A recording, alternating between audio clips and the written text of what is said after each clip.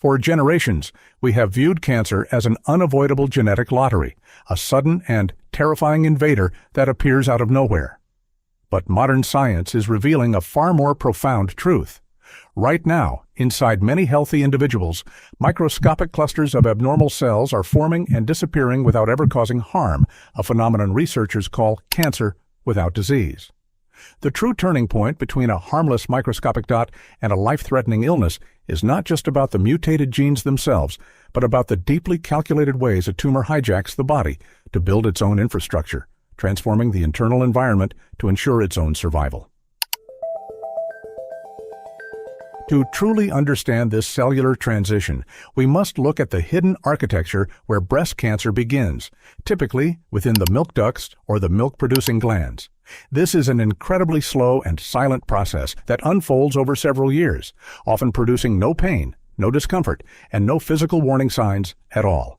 In fact, many modern breast cancers are discovered on routine screening mammograms long before a person can ever feel a physical lump. At this microscopic stage, the body is actually remarkably efficient at controlling abnormal cells. The immune system constantly patrols the tissue, recognizing these anomalies and either eliminating them entirely or holding them in a permanent state of dormancy. However, a microscopic tumor faces a brutal physical limitation, an absolute wall dictated by size. Without its own dedicated infrastructure, a cluster of abnormal cells can only grow to about 2 or 3 millimeters, which is roughly the size of the tip of a ballpoint pen. At this minuscule scale, the tumor relies entirely on nutrients slowly diffusing from nearby healthy tissues. It cannot expand any further because it simply runs out of oxygen and resources, remaining completely stranded and harmless. It can stay in this suspended animation indefinitely, trapped by its own physical constraints. The critical shift occurs only when the tumor finds a way to break through this boundary, sending out a molecular distress call to rewrite the maps of the human body. But how exactly does a tiny cluster of cells convince the body to build bridges to an enemy island, and what happens to the circulatory system when those bridges are built? The answer to that question lies in a process called angiogenesis, which is the natural mechanism our bodies use to grow new blood vessels for healing and normal survival. Under normal circumstances, this system is tightly controlled, but cancer cells learn to hijack it entirely. When a microscopic tumor reaches its physical limit, it begins releasing a chemical signal known as vascular endothelial growth factor. This molecule acts as a powerful distress signal, essentially commanding the surrounding tissue to build a network of vessels directly toward the malignancy. Once this call for help is answered, everything changes. Oxygen and fuel flood the island, and the growth of the tumor accelerates rapidly. However, the blood vessels constructed by a tumor are fundamentally different from the ones that keep us healthy. Normal blood vessels are highly organized, structured, and stable, tightly regulating everything that passes in and out of the tissue. In stark contrast, tumor vessels are chaotic, fragile, and exceptionally poorly built. They lack proper support cells, their walls are incomplete, and they constantly leak fluid into the surrounding space.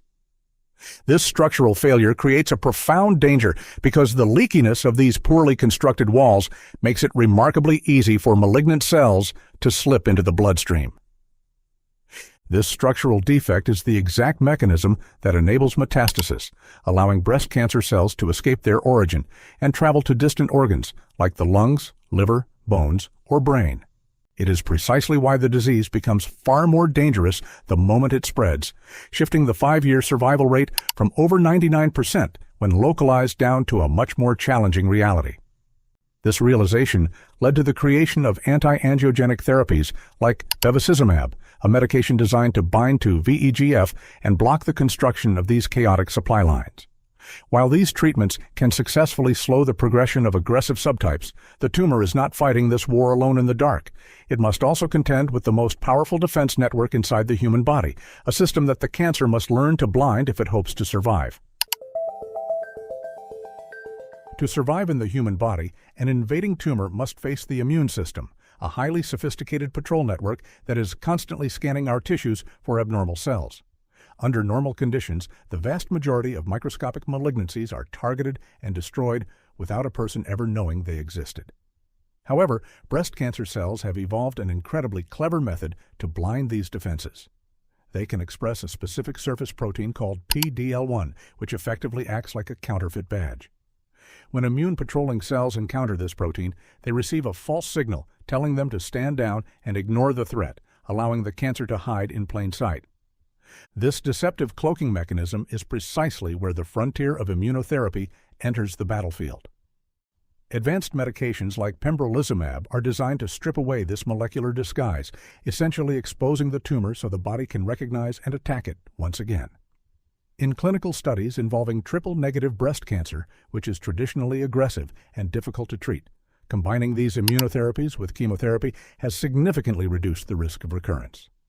What makes this connection so profound is that a fully active immune response does not just eliminate cancer cells directly. A healthy, vigilant immune system also possesses the inherent ability to suppress abnormal blood vessel growth, keeping the dangerous process of angiogenesis tightly under control. But the behavior of a tumor is not dictated solely by its genes or the immune cells around it. It is also deeply tethered to the broader systemic state of the body, a metabolic environment that we actively shape through the landscape of our everyday choices.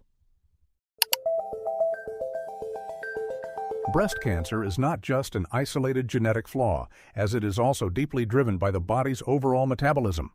When a person experiences chronically high blood sugar, insulin resistance, and systemic inflammation, the internal environment shifts dramatically.